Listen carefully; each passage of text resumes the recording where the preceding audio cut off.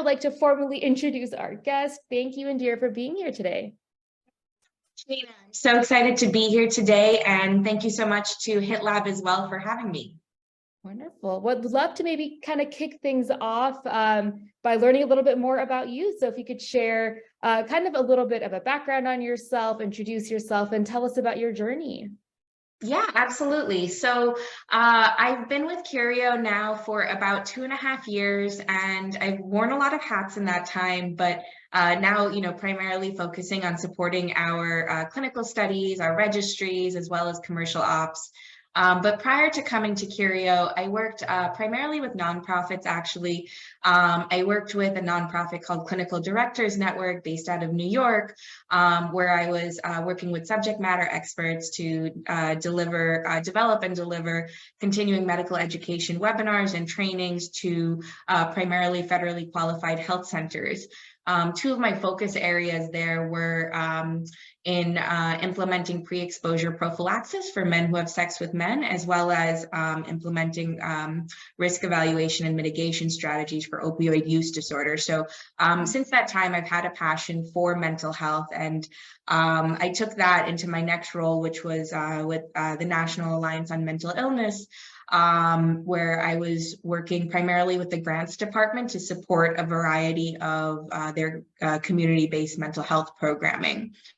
But really, around that time is when COVID happened, actually. Oh, wow. And so, did a lot of introspection around that time. And I'll share a story, and this is some of the experience that a good friend of mine from childhood has had, and I share this with her consent. But working in mental health, you see so many resources, you see so many community programs, you see that there is availability and all of that. So then it was hard for me to reconcile how there can be wide availability of community-based programming, and still, when I look among my peers, I would see that people are pretty open about talking about struggling with their mental health. And why is it that people have been struggling for years and years, and they're even engaging with mental health treatment, and they're not seeing improvement? And I think often of, one of my dear friends who, had struggled for a long time with OCD, actually, a specific type of OCD, since early childhood, I believe, 9 or 10, and, was in therapy from that time, in, face-to-face therapies from that time. I think she had a positive experience with therapy, but it wasn't really treating her symptoms, especially since she was seeing therapists, once a month or so, which is pretty typical. Come to university and things are getting really stressful, and she reaches out to a psychiatrist. She starts taking medications, some of which have some really, really negative effects on her. And it takes a while. It takes a while to figure out that right balance with therapy and psychiatric medication. And she goes on. She's still not really seeing improvement. So she finds one of the foremost experts who treat OCD in the state that we live in, 4-month wait list to see this therapist. And that also is typical, and this therapist doesn't accept insurance, but she gets on the wait list. She sees this therapist one time, has a really positive experience, but the therapist tells her, I can treat this. You have to come in person once a week, every week for, I think she said 2 months, it might have been 3 months, which sounds great. That's time boxed, but who can afford to take the time off from work and, drive over and to pay, an inordinate amount of money, especially on a recent graduate salary. And so that didn't work out. And, I was talking to my friend about this experience that she had. And around that time is when I met Shailja Dixit, who is our CEO and founder and the visionary behind Curio. And I'll talk a little bit more about our platform and our offerings. But I was really, at that time, enamored with the idea that there can be another way to treat mental health, especially for women who are leading busy lives. They can't take off work. Therapy is expensive, the wait lists are incredibly long, and they're ineffective. And you can go years and years and years doing talk therapy and not really see a benefit. And there can be a better way, an evidence-based approach that's flexible, scalable, and meets women where they are. So that's why I joined Curio in December of 2020. And it's been a really enjoyable time so far.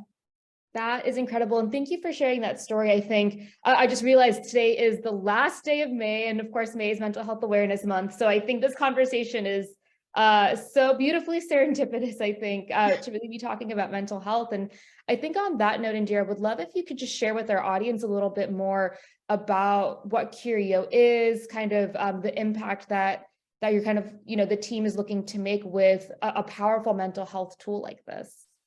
Yeah, absolutely. So Curio is a digital health company that develops digital forward solutions for women's behavioral health. And we look across the life cycle for women. And our first product is actually available on the market now. It's called Mama Lift. It is a Class 1 device to help women reduce their risk of anxiety or depression during pregnancy or after delivery. That's incredible. I love that. And would love if you could share, I know you had mentioned a little bit more about the work that you do kind of specifically in the research and development space. I would love if you could share a little bit more about kind of what that looks at Curio. And I also know that you're very involved in kind of the multiple studies that's happening with Curio and the publication. So would love to dive into that as well. Yeah, absolutely. So one of the things that really sets Curio apart, from other digital health companies is our emphasis on evidence. We have completed, I believe, 10 studies to date with a number of publications as well. And all of that is really speaks to the strong evidence base that our platform is based on. Starting in 2014, even before we had developed Mama Lift, we were doing studies. We had 3 studies in 2014 to 2015, just identifying women's preferences for internet-enabled mental health tools, understanding mental health professionals and stakeholders' views of where the unmet needs are, as well as doing scoping reviews of what the existing interventions are for perinatal mood and anxiety disorders. And then from there, we went and we had 2 more studies after that. We had focus groups with women to identify the comprehensibility, as well as the quality of the program and the navigation and usability. All through this process, we're collecting feedback from the participants and implementing that into what was then the prototype version of Mama Lift. From there, we went and had 2 more studies. We had a study with a sample size of 194, followed by another one with a sample size of 1,000, and had really, really positive results there. One of the most promising things that we've seen is the proportion of women who are able to achieve a clinically meaningful reduction in their EPDS scores just from using the digital solution alone. That's Mama Lift. What I mean by clinically meaningful is measured by a scale called the Edinburgh scale, Edinburgh Postnatal Depression Scale, also called the EPDS. And typically a 4 or more point reduction in that scale is considered clinically meaningful. And we were able to see from that study that in women who had baseline scores of about 13, which is what we would consider likely postpartum depression, 73% of them were able to achieve that meaningful reduction, which is really powerful, and 87% were actually reduced to below that threshold of 13. So really powerful. And to add to that, we also had very positive results in terms of acceptability from that study. We saw that 84% of women would recommend Mama Lift. So we took that, we built on that platform, we added additional modules specifically for women who are a little bit more severe. We ran 2 more studies with which I work closely with HITLAB on. Those were our human factors trial and our proof of concept trial in 2021 into 2022. And there, these were single arm studies, but there we also saw very positive results where 70% of women achieved that clinically meaningful reduction. And we saw very good satisfaction as well. So, 92% were satisfied with the help that they received. This is again just from the digital solution alone. So very promising. And now, now we're turning our focus to our randomized control trial, with which we're also working with HITLAB. This is for our class 2 device. So, I've had a hand in that human factors trial, the proof of concept, as well as, now the summer study for our class 2 device. Wow. It must be amazing to kind of see like how things have been progressing kind of with the development of this device. I think that's incredible. Yeah, it absolutely is. That's one of my favorite things, to reflect on, is where the platform was 2.5 years ago and where it is now, and how all of the changes are really driven by feedback that we've received from patients and from clinicians. That's something I think to be very proud of. Yeah, absolutely. And there was something that you touched on a little bit earlier, kind of speaking to, the continuum and kind of how you're really thinking about that and how that's kind of the skeleton, I think, of the platform. Would love if you could share a little bit more about kind of what that continuum of care looks like and kind of how Curio is developing solutions kind of for each step of the way. Would love if you could share a little bit more about that. Yeah, absolutely. So we do take a life cycle approach to women's behavioral health. And, that's because throughout the woman's life cycle, there are a number of hormonal and social changes, starting at menarche through family planning, fertility, pregnancy and postpartum and menopause. And all of these time points, there's there can be an increase in anxiety and depression for a variety of reasons. So what we do is we take a holistic approach to delivering that evidence-based behavioral health care to women that is contextualized for each time period. So I mentioned a little bit about Mama Lift. That is one of the products in our reproductive continuum. I also mentioned our class 2 device. So again, we have Mama Lift, which is for all women to help them reduce their risk of anxiety and depression during pregnancy and postpartum. We have our class 2 device as well, which is intended to treat symptoms of anxiety, symptoms of perinatal mood and anxiety disorders. And we also have a predictive tool, which can identify women earlier in their pregnancy journey who would go on to develop perinatal mood and anxiety disorders. So, stitching all of that together, it's really a paradigm shift from what women are accustomed to in terms of behavioral health during the pregnancy and postpartum time. Typically for women, they see their OB about once a month during pregnancy until about week 28. And then from 28 to 36, they see an OB about every 2 weeks. Then from 36 onwards, about once a week. And then you deliver the baby and you come back once. Typically that's at 2 weeks or 6 weeks, and then that's it. Right. And there's so little screening that happens for women during that time. We know that 63% of OBs report finding it difficult to screen women screen women overall. And even of those who are screened, 75% of them receive no treatment. Of those who do, I know it's startling. It's really, really startling. And then for those who do, receive some treatment. It's typically in the form of a referral to see a therapist or go to a local behavioral health practice where they will, much like my friend, see a wait list that is 3 to 4 months long. And that is, of course, if they remember and if they have the motivation to call and make an appointment and get on a wait list, and if they have the inclination to do that. Right. And all of that, and then they maybe meet a therapist who is who is helpful to them. What we're offering is really a paradigm shift. Mama Lift can be deployed at the point of care. So it's a mobile app platform. You can download it in the App Store. You get immediate access, immediate 24/7 access to the digital forward behavioral health intervention. And I'll talk a little bit more about what that entails. You get immediate access to that. Then you get a health coach who reaches out to you and schedules a session with you so that you can identify what your mental health goals are, what your goals for your well-being are. And if needed, you can be escalated to a therapist as well.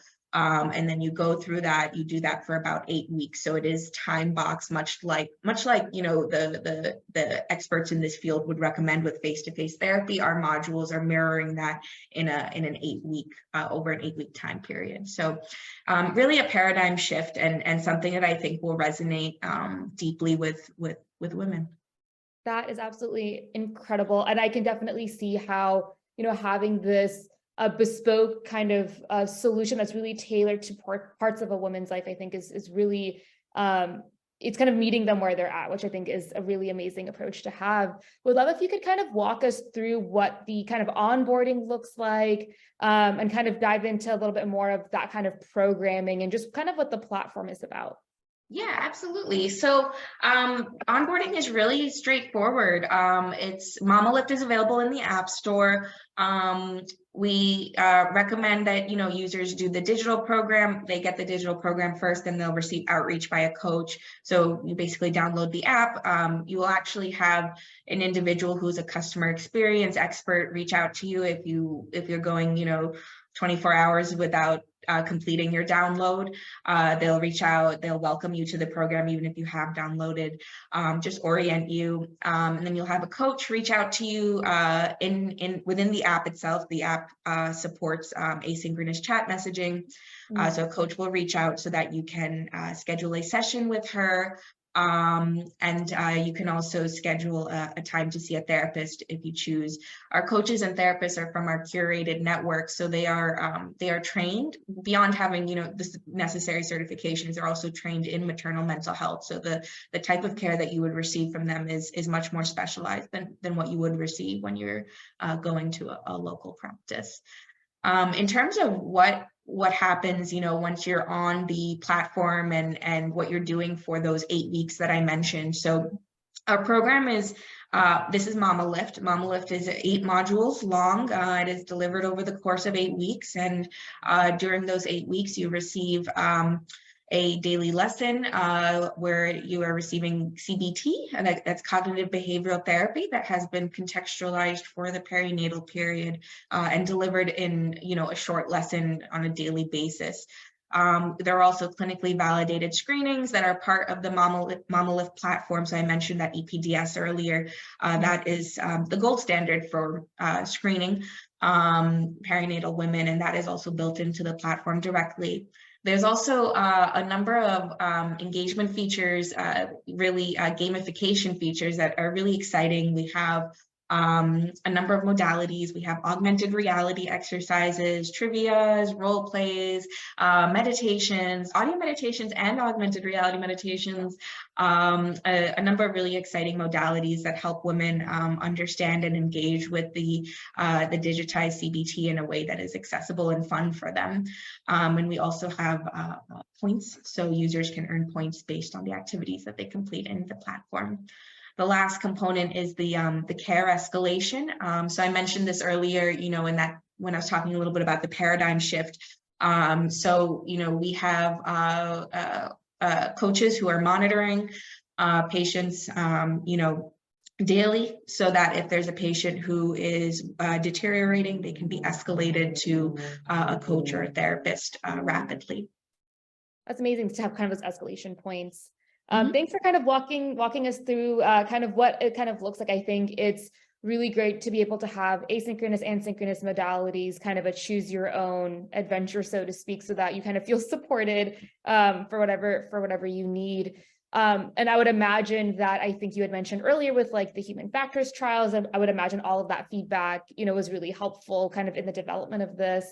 Would love if you could share a little bit more about any insight that you got from kind of customers, patients, as well as providers, if you've also kind of talked to providers in the development of the tool as well. Yeah, absolutely. So, you know, I'll talk about some of the insights that we've gotten from patients. So I'm really happy to say that we've gotten good feedback. I shared some of that earlier with the 92%, you know, who are satisfied. One of the really promising things that we've heard from participants in our studies and our focus groups is that, you know, they can see themselves using this, before they go to a higher level of care, which is exactly the intention. We're also seeing that, just in terms of the feature set, one of the interesting things that happened early on was, we had some features that were related to voice journaling, and it came back from the participants that this feature is annoying because they're often using the platform while they're rocking baby to sleep, or while their baby is already asleep, and so they don't want to be speaking things out loud, which is interesting. I mean, just because you can do something, maybe you shouldn't. But yeah, it is interesting. Yeah, so it was interesting. We learned more about patient habits as well. What we expected is what we saw in that, a lot of patients are using the platform late at night, in the middle of the night, in spurts throughout the day, and that they're very forthcoming with the digital solution. They do really engage with it the way that they would a traditional face-to-face therapy, which is exactly the idea. The modules do mirror what you would get in therapy. The last piece too is, I would say, is just around the language. So we're actually expanding the language set that Mama Lift is offered in. And we had really great feedback from our initial translation, and we sort of went back to the drawing board a little bit and decided to invest some more time into that, so that now the language translation that you get for Spanish in Mama Lift is something that has been developed by a medical translation company. It has 4 ISO certificates for language translation, post-editing, and information security, quality management. It's also been tested with native speakers. It's been translated into English and back. It's a very, very good translation. So I think that's something that it's incredibly important to patients, and I'm really proud of the fact that we move forward with that. In terms of provider insights, there's 2 things I'll say. The first is really, for OBGYNs, what we've heard is that they're really motivated to focus on delivering healthy babies and keeping and focusing on physiological health from their perspective. That's their core competency. And that's, where they would prioritize spending their time and their energy. In terms of that intersection between OB and behavioral health, what's important to them is the amount of time it takes to get their patient going with a behavioral health solution. The shorter amount of time to engage, the better, which is great because our solution, gives immediate access to a 24/7 intervention. That's amazing. Thank you for sharing that. I mean, it sounds like there was a lot of really, really great feedback that you were kind of able to leverage and use as you're developing this platform. Wanted to ask kind of what, I know you started with Mama Lift and that's serving a very, specific and important need. And I love that you are already thinking about expansion when it comes to language and just really continuing to make it accessible for truly everyone. Are there any other kind of things on the horizon when it comes to, expanding the solutions for this continuum? Yeah, absolutely. I think there's a huge unmet need for women who are going through some kind of treatment for fertility, be that in vitro fertilization or IUI or egg freezing. There's a huge emotional toll that comes with going through treatment for fertility, as well as stigma. Some of the research even indicates that the levels of depression among women who are going through treatment for infertility are comparable to those who are being treated for cancer. So really startling and not talked about nearly enough. Just looking out on the horizon, that's definitely where there's a huge unmet need. That's incredible. I'm so excited to kind of see how that work progresses, because I definitely think that's a big area. And you had mentioned this a little bit earlier, I think, around stigma. And I feel like this is something, when you think about, I would say, just mental health stigma, I think it's just across the board. I think that is really the case for everyone. And I love how kind of tools like yours really provide access in a very, I would imagine, a less intimidating fashion. But would love to kind of hear from you. I mean, have you heard any stories from patients or from, just the network around the role of stigma and kind of how digital solutions can, combat that or maybe perpetuate it in some ways? Yeah, absolutely. So, I think our solution is very well positioned to combat stigma, and I'll talk about why that is. And we've seen this as well play out from our focus groups and from the feedback that we've received from patients that it can be destigmatizing. And that is, with a digital health solution, you're accessing an evidence-based behavioral health program on your own terms. You can access it asynchronously. You don't have to take time off work. You don't have to figure out your transportation. You don't have to, you don't even have to take an hour of your day to sit in front of a virtual therapist and talk to them. You can do 5 minutes now and 10 minutes tomorrow. You can really make it work for you a lot, even as we've seen with the women from our focus groups and from some of our earlier studies. They're often engaging with this, with the evidence-based behavioral health program while they're doing other things, while they're pumping, or while they're rocking their baby to sleep, or while they're stirring up at night and they can't sleep. And just 5 minutes here or there makes a big difference. I think being able to access the program on your own terms and from the privacy of your own house is destigmatizing. Beyond that, I'll also say that the fact that we have, the availability of specialized resources for the time point in your life where you are currently is also, that's a testament to the fact that you're not alone. You're, not the only one who is, feeling out of whack while you're pregnant, and not the only one suffering from perinatal mood and anxiety disorders, and certainly not the only one who's struggling while going through fertility treatment. So, I think the fact that we have that life cycle approach is also destigmatizing and speaks to a lot of topics that, are not really out in the mainstream for women. Absolutely. I know that we are so close to time, but we do have a question from the audience that I really want to make sure that we get to. This has been such a rich conversation. But our participant had asked if you could share a little bit more about the FDA process and timeline for Mama Lift. Yeah, so Mama Lift is available now under the FDA policy for low-risk devices. Our Class 2 device will be available in the coming quarters, hopefully. Wow, that's so exciting. And I just realized that we are at time. That time just flew. We definitely need to have you back for kind of a part 2. I think that this, is such an amazing platform and really, really impactful and important. So I really appreciate you taking the time to chat today, Indira. Thank you so much, Nina. It was such a pleasure to chat with you. Have a great afternoon.